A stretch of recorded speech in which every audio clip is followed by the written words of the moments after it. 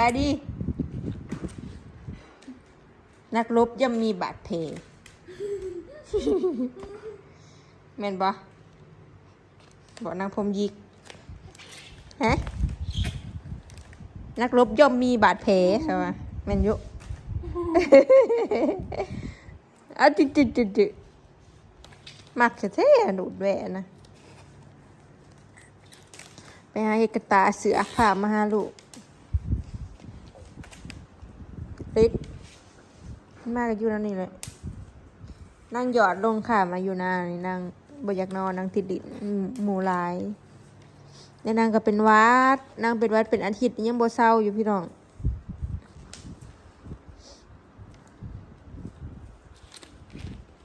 นั่งก็อยู่จังซี่แหละไปกับผู้นั้นไปกับผู้นี้อยู่กับเอื่อยนะมักแท้ไอ้ทำมานี่กับบริยูเลย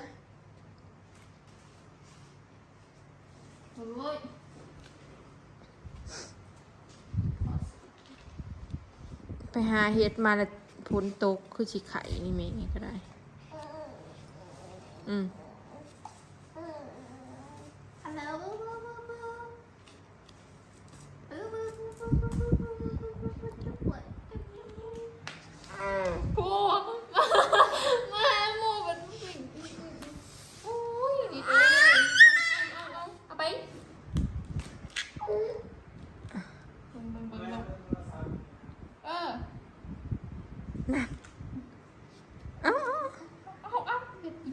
แพงดูแพงเอ้ยไว้อลิศ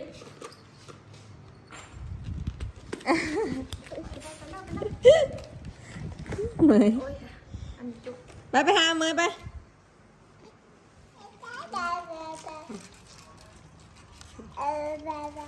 สวัสดีจ้าเนี่ยอันนี้พ่อกับแม่มาหาแล้วจ้าอยู่กับพ่อกับแม่จ้าขับไปแล้วก็พามาแม่นดีใจที่ได้เป็นได้อยู่กับแม่ก็พอนะขี้ดื้อเขาเก่าอีกพี่น้องพุกอูบ่นะพุกอู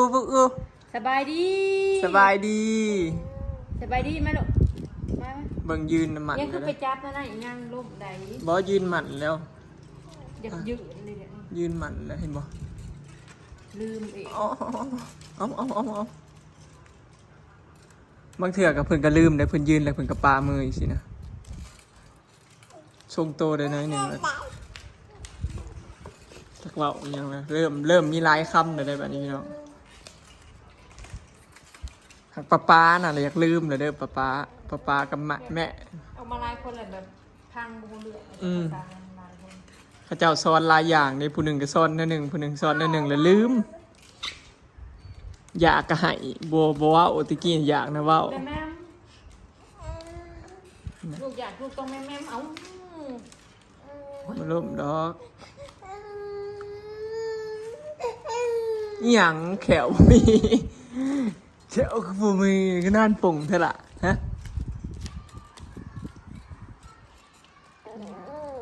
ไหนอยู่กับใหญ่ไหนเขาพาเลาะบ่เที่ยงนั่นเที่ยงนี่บ่กำลังเข่งคืน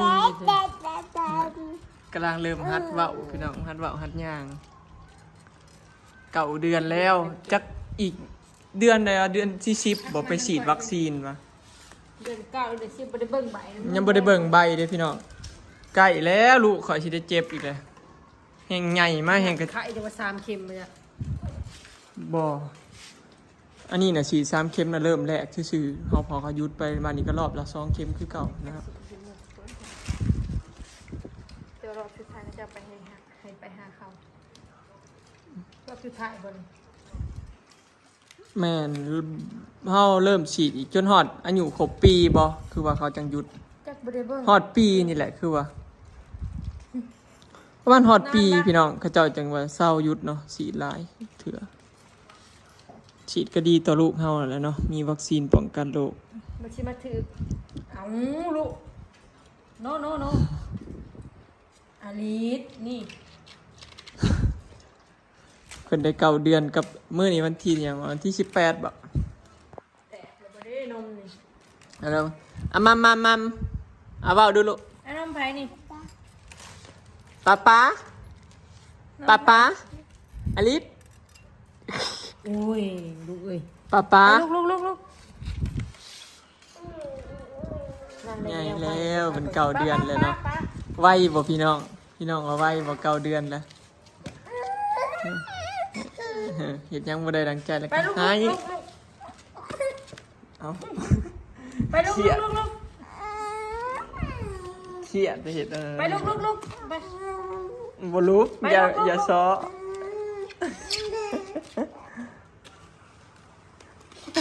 ไปลูก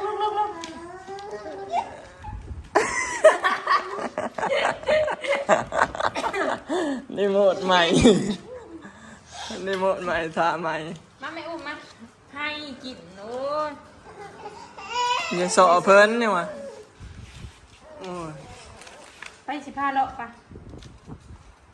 สบายดีอ่ะเต้นค่ะเต้นตึงตะตึงต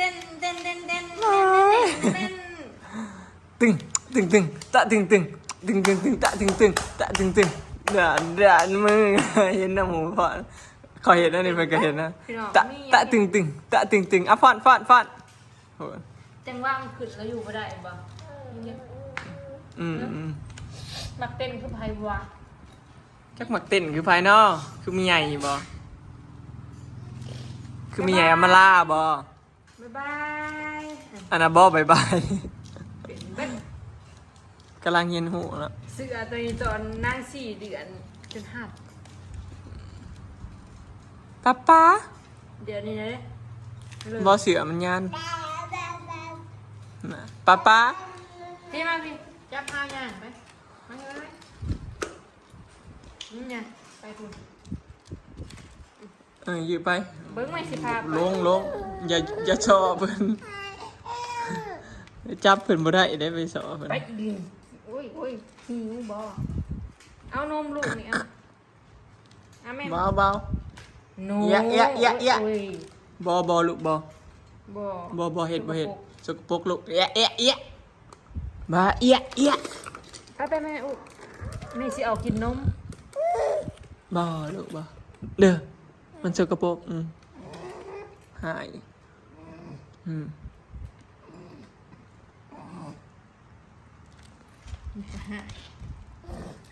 เหรียญทอง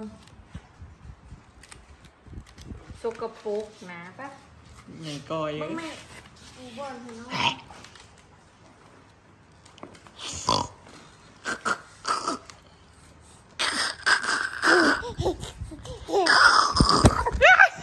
ต้องพี่น้องงายเลยคือเฮ็ดจังซั่นล่ะติ ไปลูกมา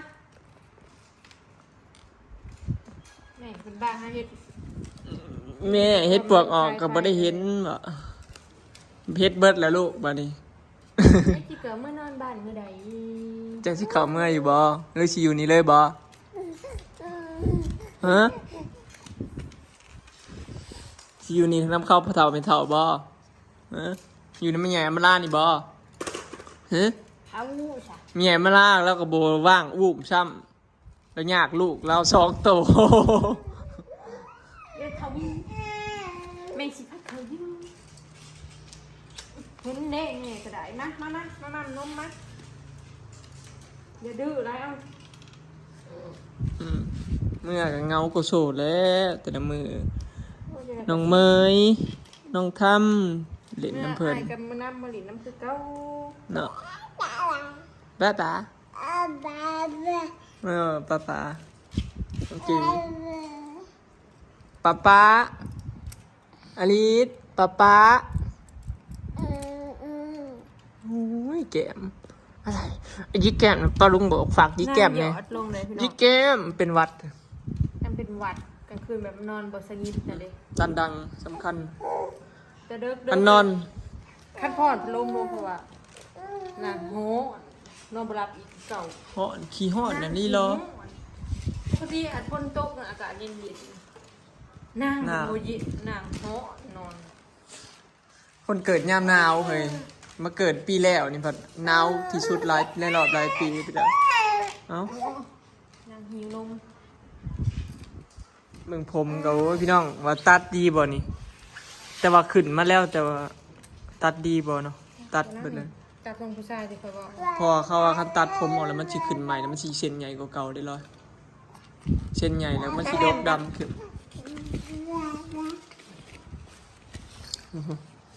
เฮ้ยขี้เดียดดักหน่อยเนี่ยเนาะเบิ่งขานั่น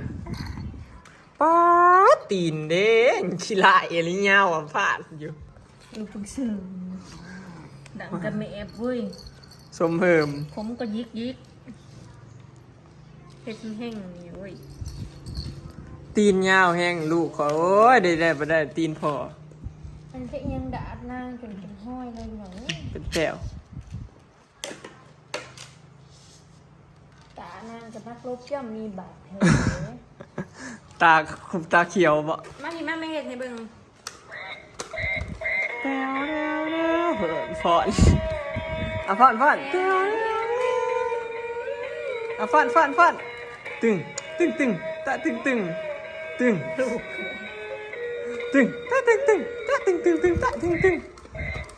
อ่ะฟอนลูกฟอนตึงตะตึงนี่มือนี่ บาย บาย บายแบบบรรยากาศ บ่อยากเฮ็ดก็บ่เฮ็ดแล้ว อันนี้ได้ซันเบิร์ดไป ยังเงื้อเขียนไปดึงหยาดของเพิ่นนี่แหละ ป้าเรียกกระช่างชื่อมาบอก ป้าเลี้ยงชื่อให้เพิ่น2โตว ผลิตบ่เบื่อเลยเด้อ คักบ่ไปเลี้ยงชื่อมาให้นะคักบ่ ผู้ดังกระติกหูปึ้งอยู่เว้ย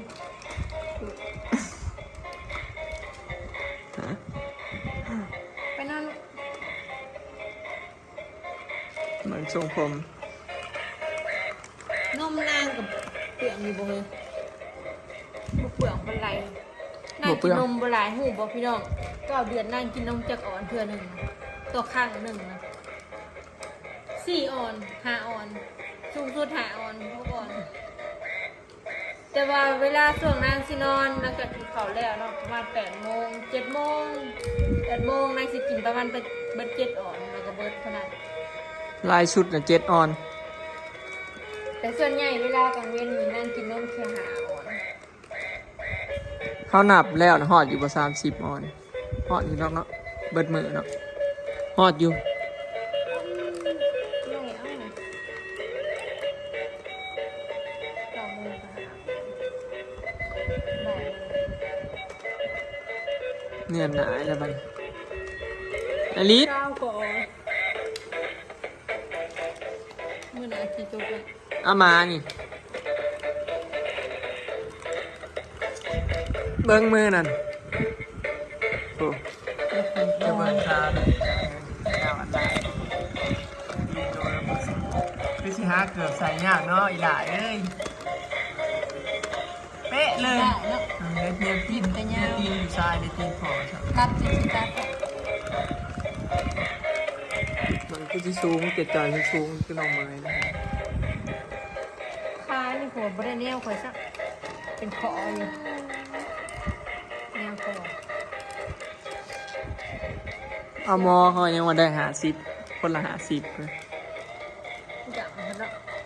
ยังจำแม่ มันดังยังว่าแม่ก็เรียกกระดอก ตายเลยปวนไว้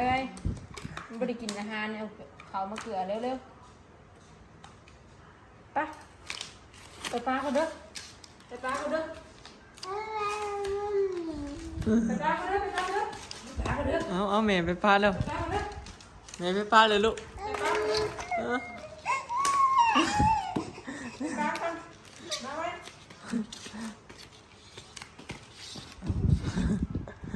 ว้ ไว้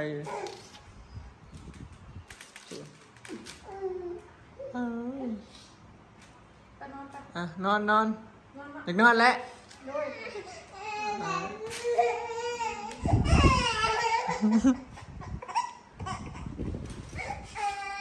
นอนเบิ่งเพื่อสิเอานอนได้พี่น้องนอนนึงแล้วเถื่อสองเถื่อแบบ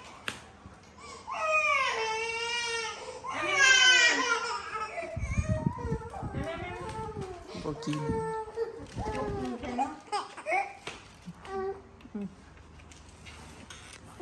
กินนมนอนเด้อลูกเด้อกินนมนอนอีนางยังน้อยอยู่กินนมแล้วก็นอนเด้อใหญ่ไว้จังได้ออกมาแล่นเล่นเด้อนางอย่างได้ใหญ่แล้วก็ออกมาเล่นเล่นบัดนี้เด้อไปเล่นเช็คแลนไปเล่นเนาะเด้อกินหลายๆนมหลายๆ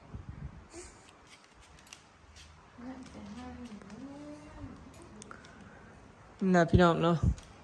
คลิปนี้ก็สิขอเก็บภาพบรรยากาศไว้ซ้ำนี้เด้อพี่น้องเนาะขอบใจ FC บ่สุกูสุกคนเนาะที่ติดตามแล้วก็เป็นกำลังใจให้ตลอดมาเนาะพี่น้องไปแล้วสบายดี สบายดี เอารีบนอนวันนี้ เอ๊ะ